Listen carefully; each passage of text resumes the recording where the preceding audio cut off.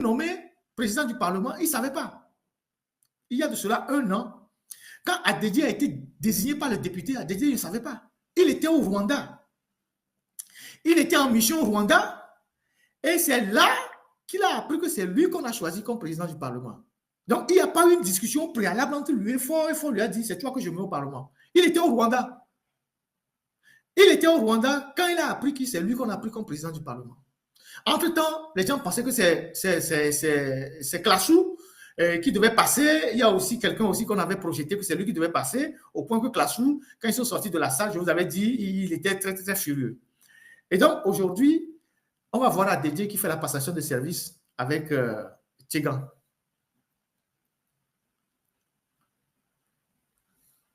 Analysez cette photo.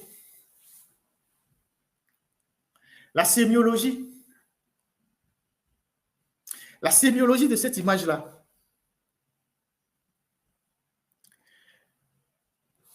Analysez cette photo.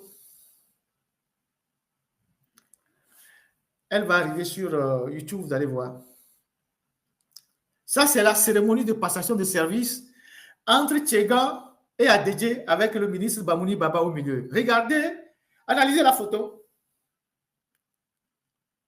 Oui, celui qui est sur TikTok ne peut pas voir, mais celui qui est sur YouTube, Facebook va voir. Vous voyez la photo là? Il y a quelqu'un qui n'était pas assez beau jour en observant les visages. Il y a quelqu'un qui a l'air d'être très furieux en observant les visages. Il y a quelqu'un qui a envie d'aller aux toilettes sur cette photo en observant les visages.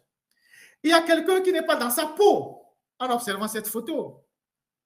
Il y a quelqu'un qui est très embarrassé en observant cette photo. Il y a quelqu'un qui n'est pas content de son poste en observant cette photo. Ça, c'est la sémiologie de l'image. Merci à la technique de l'avoir rapproché. Vous voyez cette photo-là?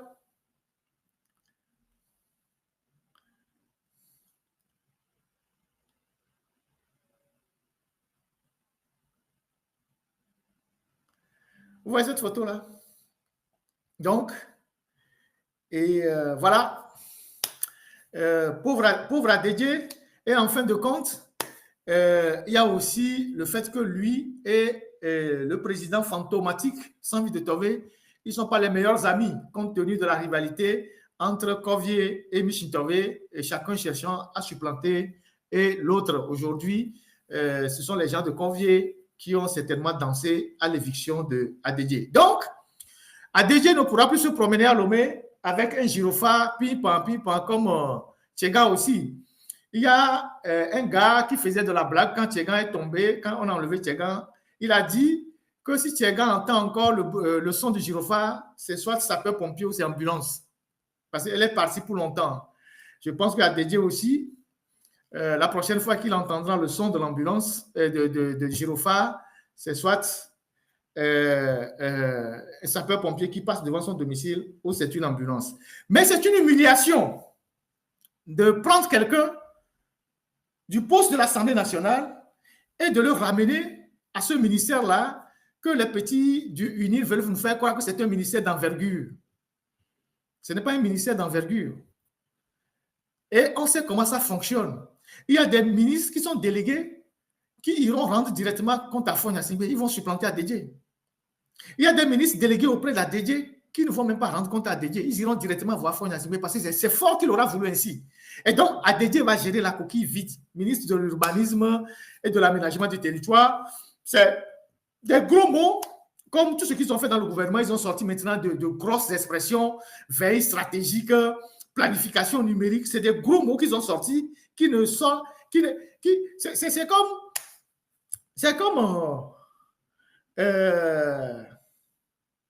tu vas dans un restaurant français où tu vas manger, je ne sais pas quoi, des légumes de je ne sais quoi, ou bien du haricot, ou aïmolu, et le français va le nommer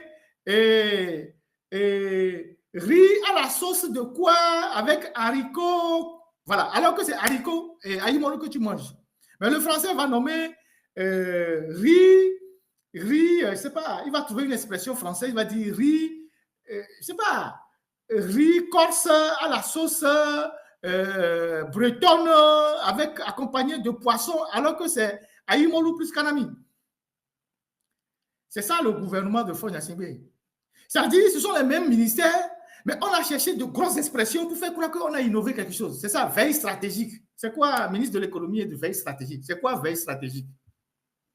Ministre de planification numérique, alors que ça s'appelait ministre de l'économie numérique. C'est quoi planification numérique? Voilà. Et si on rentre en cuisine, c'est comme ça. C'est-à-dire, tu vas manger du poisson braisé quelque part, et bon, ça pavine en couteau, le français va dire, c'est pas quoi, saumon de quoi, quoi, il va mettre tous les ingrédients, il va donner un gros mot. Et tu vas croire que c'est une recette spéciale. Et quand on t'apporte la nourriture, tu vas dire, yo, c'est comme ça qu'ils ont baptisé les ministères. Il est quoi? Ministère de l'économie et de la veille stratégique. C'est la guerre. C'est quoi? Veille stratégique, là, il y a quoi dedans? Veille stratégique, là, il y a quoi dedans? Et on est en train de s'endetter. Planification numérique. Et on n'a pas Internet. On nous coupe Internet. Tout ça, c'est pour jouer sur les mentalités des gens, des esprits faibles. La seule chose qui a changé dans cette histoire-là, c'est la dénomination. Ils ont ajouté quelques gros mots pour bluffer les gens. Donc, voilà ce que moi j'ai à partager avec vous aujourd'hui sur la formation de ce fameux gouvernement-là. Je dis Yako Adedje. Moi, je ne suis pas rancunier, mais ce sont des gens, ils ne connaissent pas Faure Gnassingbé. Tous ces gens-là que vous voyez là, ils ne connaissent pas Faure Gnassingbé. Faure Gnassingbé, il humilie les civils de la même manière qu'il humilie les militaires. C'est la même méthode. Dès que tu es à son service, il te fait faire des bêtises. Tu peux tuer, il va se taire, mais il monte un dossier sur toi. Tu vaux l'argent, les journalistes crient, les journalistes font les articles, tel ministre a détourné, tel DG. Il fait comme s'il n'a pas vu. Peut-être que lui-même, il a sa part dedans, mais il fait un dossier sur toi et il met le dossier dans les placards. Le jour où tu commences par mal parler de lui, ou il sent que tu as de l'ambition, il sort un dossier comme ça, il t'envoie soit en prison ou il te descend. Et c'est le même mode opératoire qui lui permet d'éliminer à la fois les militaires, les civils et les civils qui sont dévoués à son service. Adedje, qu'est-ce qu'il n'a pas fait? Mais Adedje, qu'est-ce qu'il n'a pas investi pour le régime? Quelle prière il n'a pas organisé? Les prières de reconnaissance. Quel journaliste il n'a pas envoyé en prison? Comme nous. Même les gens qui ont volé chez lui à la maison. Le jeune homme qui a volé chez Adedje là, c'est son beau ou bien gars qui a volé chez lui là. Vous savez qu'il est décédé. Le jeune homme qu'on a arrêté, qui a volé l'argent au domicile d'Adedje et qu'on l'a gardé dans une brigade là, il est décédé après.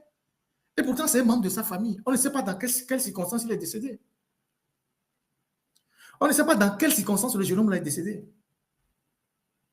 Parce que le jeune homme là, il est au courant de beaucoup de choses.